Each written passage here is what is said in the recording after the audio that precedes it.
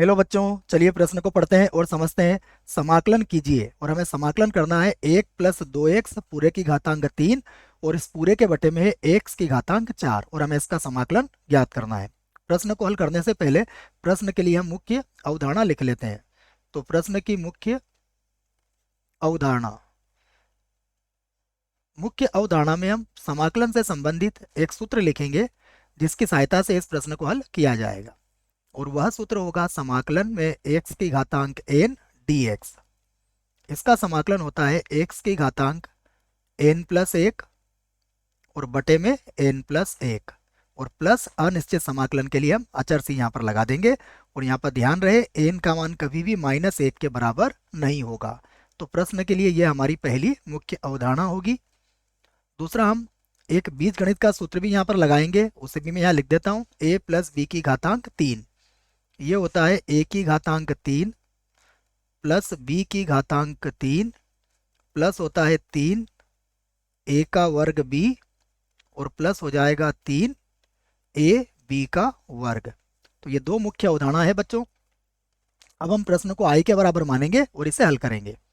तो माना हमारा प्रश्न i के बराबर है, तो i बराबर हो गया समाकलन 1 + 2x पूरे की घातांक यहाँ पर है 3 और पूरे के बटे में लिखा हुआ है x की घातांक 4 और यहाँ पर dx।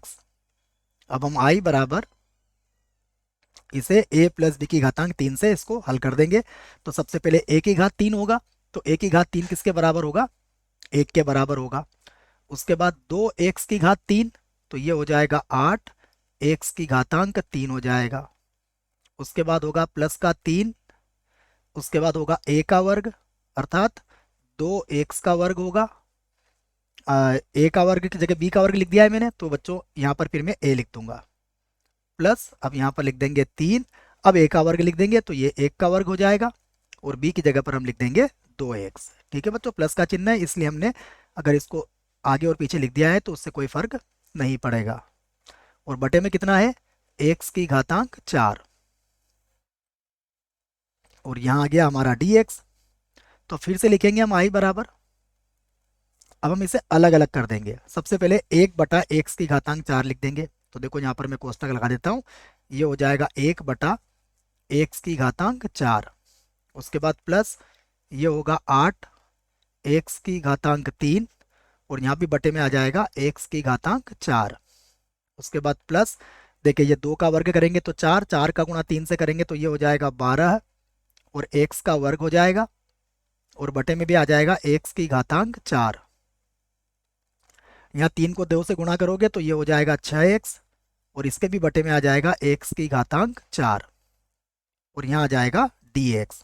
इसको आगे हल कर लेते हैं। तो फिर से आएगा हमारा i बराबर, देखिए समाकलन सबसे पहले क्या आ जाएगा? x की घातांक 4 है तो ये ऊपर आके -4 बन जाएगी घातांक इसकी, तो ये हो जाएगा x की घातांक -4। अगला पद देखो, यहाँ पर 8/x हो जाएगा ये, तो हम इसको लिख देंगे प्लस का 8/x। फिर आगे देखते हैं, यहाँ पर x की घातांक 2 से 2 बार कट जाएगा तो ये हो जाएगा 12 x की घातांक -2, ये हो जाएगा प्लस के 12 और x की घातांक ऊपर आके -2 बन जाएगा। फिर देखते हैं, यहाँ x से x की घातांक 4 3 बार कट जाएगा तो ये हो जाएगा 6 प्लस का 6 और x की घातांक ये -3 हमें यहाँ पर मिल जाएगा। अब हम इसका समाकलन कर सकते हैं। मैं समाकलन का एक और सूत्र यहाँ पर लिख देता हूँ, इसका भी प्रयोग हम यहाँ पर करेंगे कि 1/x dx। इसका समाकलन होता है log x के बराबर, जिसका आधार क्या होता है? e होता है बच्चों, मापांक में होता है x और प्लस यहाँ पर c लगा देंगे हम। तो यह सूत्र है, इस सूत्र का प्रयोग भी हम यहाँ पर करेंगे। आइए फिर से हम इसका समाकलन करते हैं। तो फिर से होगा i बराबर x की घातांक -4, तो ये हो जाएगा x की घातांक -4 + 1 और बटे में भी आ जाएगा -4 और प्लस का 1 प्लस ये है 8 और इसका समाकलन हो जाएगा log x और आधार इसका e होगा। उसके बाद फिर लिखेंगे 12 x की घातांक -2 है तो ये होगा माइनस का 2 प्लस 1, और बटे में भी आ जाएगा माइनस का 2 और प्लस का 1।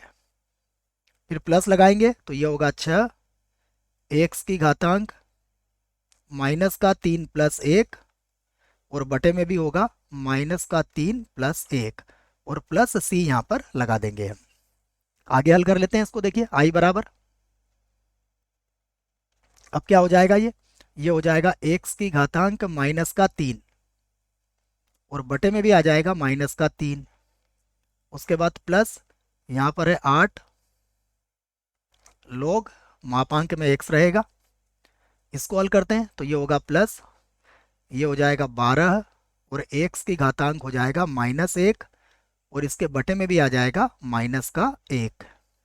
फिर हल करते हैं तो प्लस, ये हो जाएगा 6 एक्स की घातांक माइनस 2, और बटे में भी आ जाएगा माइनस का 2, और प्लस सी हम जैसा है वैसा ही लिख देंगे। तो फिर से हम आई बराबर लिखते हैं। देखिए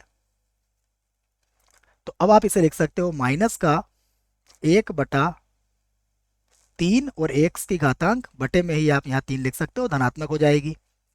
प्लस ये है 8 लॉग मापांक एक्स, आधार इसका ई होगा।